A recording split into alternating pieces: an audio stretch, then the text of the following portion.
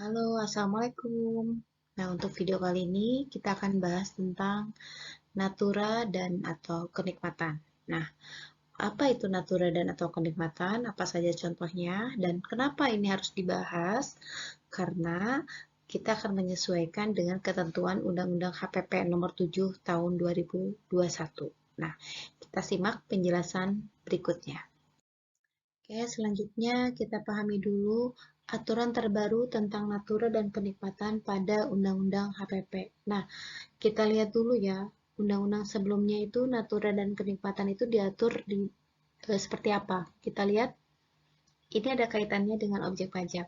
Nah, objek pajak atau penghasilan itu diatur di pasal 4 ayat 1 Undang-Undang PPH nomor 36 tahun 2008, di mana dijelaskan bahwa penghasilan itu merupakan penggantian atau imbalan yang berkenaan dengan pekerjaan atau jasa yang diterima atau diperoleh, termasuk gaji, upah, tunjangan, honorarium, komisi, bonus, gratifikasi, uang pensiun, atau imbalan dalam bentuk lainnya, kecuali yang ditentukan dalam undang-undang ini. Nah, naturanya ada di mana gitu kan? Kalau dilihat dari Undang-Undang PPH ini, naturanya itu ada di pasal 4 ayat 3 yang merupakan bukan objek pajak.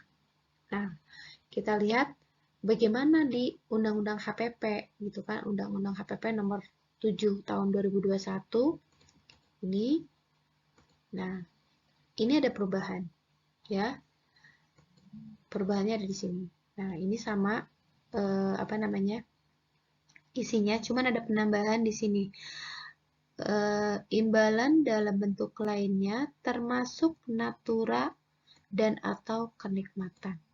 Ini penambahannya ada di sini. Berarti kalimat ini menunjukkan bahwa natura dan kenikmatan itu merupakan penghasilan bagi karyawan, ya. Jadi pemberi kerja memberikan natura dan kenikmatan kepada pegawai itu merupakan penghasilan bagi pegawai, sehingga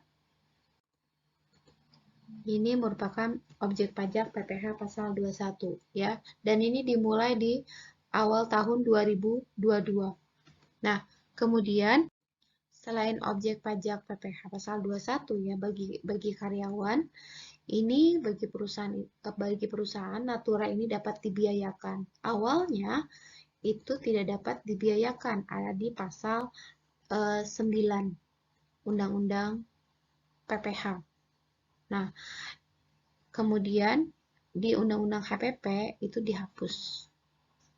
Ya. Jadi ada di pasal 9 Undang-Undang PPH huruf E berbunyi dan natura itu tidak dapat dibiayakan atau non-deductible expense. Nah, di aturan Undang-Undang HPP itu dihapus. Nah, kemudian di pasal 6-nya itu ditambahkan. Nah, di pasal 6 ditambahkan pada Undang-Undang HPP bahwa natura ini menjadi deductible expense. Nah, contoh dari natura atau kenikmatan itu seperti apa sih gitu kan? Nah, kita lihat di sini.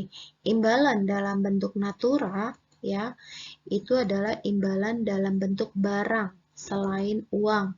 Nah, berarti bentuknya adalah barang ya. Nah, contohnya seperti ini. Nah, si karyawan ini misalnya mendapat fasilitas perumahan atau apartemen ya. Kemudian fasilitas kendaraan, barang kan, atau fasilitas lain dalam bentuk barang. Gitu. Kemudian sembako bisa, ini sembako karena sembako itu barang ya, bukan uangnya tapi barangnya. Kemudian pulsa. Nah, kemudian jika si karyawan ini dikasih laptop sama perusahaannya itu gimana gitu kan. Nah, ini bukan natura tapi ini adalah perlengkapan untuk kerja. Ya, dan ini langsung dibiayakan oleh si perusahaan. Atau kalau misalkan nilainya besar itu bisa akuin aset ya. Nah, kemudian selanjutnya adalah imbalan dalam bentuk kenikmatan. Itu seperti apa? Jadi, di sini bentuk kenikmatannya itu adalah hak atas pemanfaatan suatu fasilitas dan atau pelayanan. Haknya ya. Ini seperti apa? Nah, ini misalnya si karyawan diberikan fasilitas member untuk olahraga eksklusif seperti golf, kemudian berkuda, atau fasilitas kesehatan lainnya ya, misalkan disediakan dokter pribadi atau seperti apalah gitu kan. Nah, kemudian ini ada natura dan kenikmatan menurut Undang-Undang HPP bukan merupakan objek pajak, yaitu satu, penyediaan makan minum, bahan makanan, minuman bagi seluruh pegawai. Kemudian 2, natura di daerah tertentu. Kemudian 3, natura karena keharusan pekerjaan. Contohnya adalah alat keselamatan kerja atau seragam. Kemudian yang keempat adalah natura yang bersumber dari APBN, APBD, APBDes. Kemudian terakhir adalah natura dengan jenis dan batasan tertentu. Demikian tadi penjelasan tentang natura dan kenikmatan. Mungkin nanti akan ada aturan turunannya ya, karena saya rasa ini belum menjelaskan tentang bagaimana penilaian terhadap imbalan yang akan dijadikan objek pajak PPh pasal 21. Sekian penjelasannya. Terima kasih, semoga bermanfaat. Assalamualaikum.